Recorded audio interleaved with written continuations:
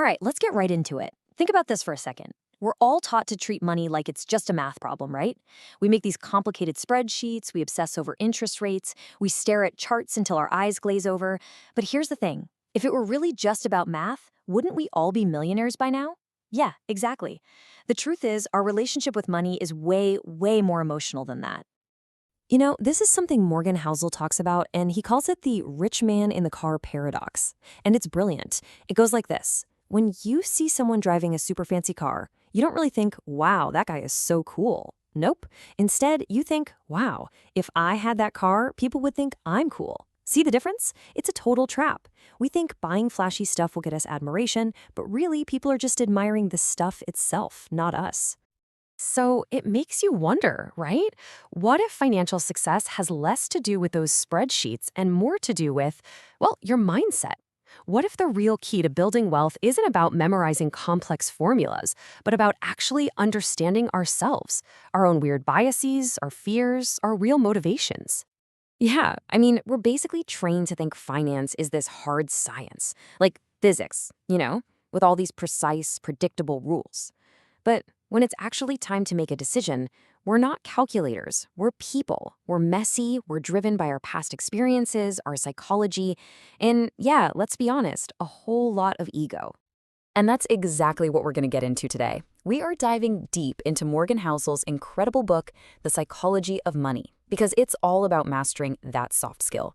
It's about bridging that gap between knowing what to do and actually doing it.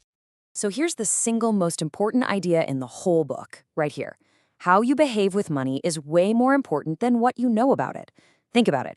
You could be a financial genius who totally loses their cool and gets wiped out. Meanwhile, someone with zero formal training can become incredibly wealthy just by being patient and disciplined over a long time. It just goes to show, your behavior, that's your biggest asset. Period. Now, this explainer is brought to you by EPC Land, which is our platform for all things learning and growth. We'll talk a little bit more about that later, but for now, let's jump right into the first huge idea from the book. All right, first big concept, no one is crazy. And honestly, this idea is a total game changer. Once you get this, you'll see your own financial decisions and everyone else's in a completely new light. It really all boils down to one simple truth. Your personal experiences with money shape your reality. Okay, check out this example. Imagine someone who grew up during the Great Depression. They watched banks collapse and people lose everything. To them, keeping cash under the mattress isn't crazy. It's the most rational thing in the world. Now, contrast that with someone who grew up during the dot-com boom of the 90s. They saw people making fortunes in the stock market overnight. To them, taking big risks feels totally logical. The point is, neither one of them is crazy. Their definition of common sense was just forged in completely different fires. So the big takeaway here is that every single one of us is just viewing the world through the tiny keyhole of our own personal history. That's why one person buys lottery tickets and another person is terrified of stocks. Their choices make perfect sense to them, based on what they've seen and lived, even if it looks absolutely nuts to you or me. Okay, on to the second big idea, and this one's huge. Getting rich and staying rich are two totally different skills. In fact, they often require completely opposite mindsets. See, getting rich is all about offense. It's about taking risks, being optimistic, being bold, swinging for the fences. But staying rich, that's all about defense. It's about survival. It takes humility, a little bit of healthy paranoia, and knowing that the same bold move that got you here could be the one that takes you out.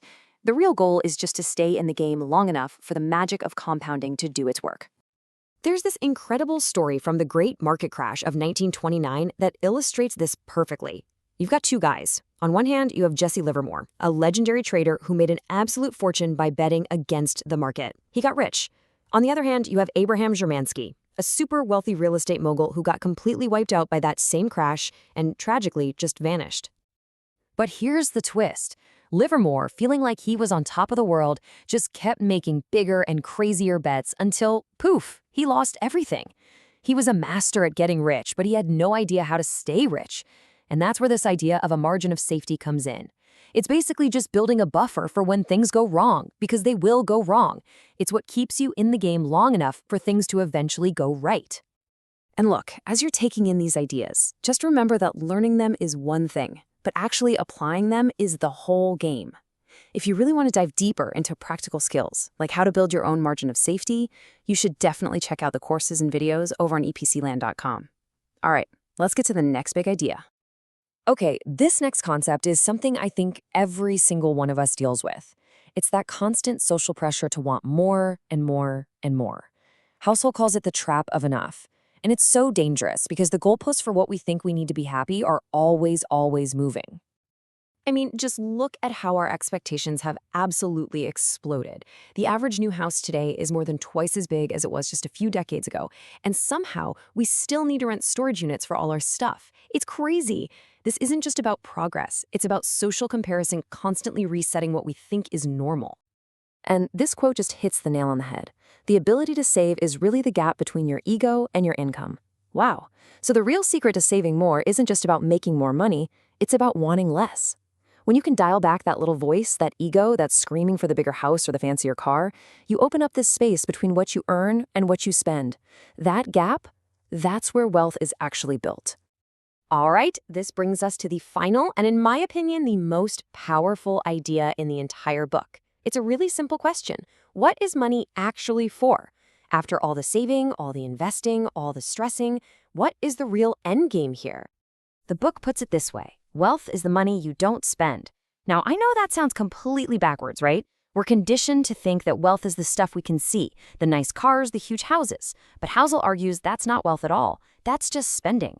Real, true wealth is invisible. It's the assets you have that you haven't spent, the money that's quietly working for you behind the scenes. Let's make this distinction super clear. Being rich means you have a big paycheck. It's flashy, it's visible, and it lets you buy a lot of nice things right now. But being wealthy, that's something else entirely. Wealth is having assets that give you options, that give you freedom. You see, being rich can be fleeting, but being wealthy gives you staying power. And that right there leads to the ultimate prize that money can buy. It's not a Lamborghini, it's not a Rolex. The highest form of wealth is the ability to wake up every single morning and say, I can do whatever I want today. It's about owning your time. That's the real freedom. That's it. That is the real goal. It's not the bigger house. It's not the faster car. It's just one simple, incredibly powerful word: control. Control over your own time. That is the true definition of being wealthy.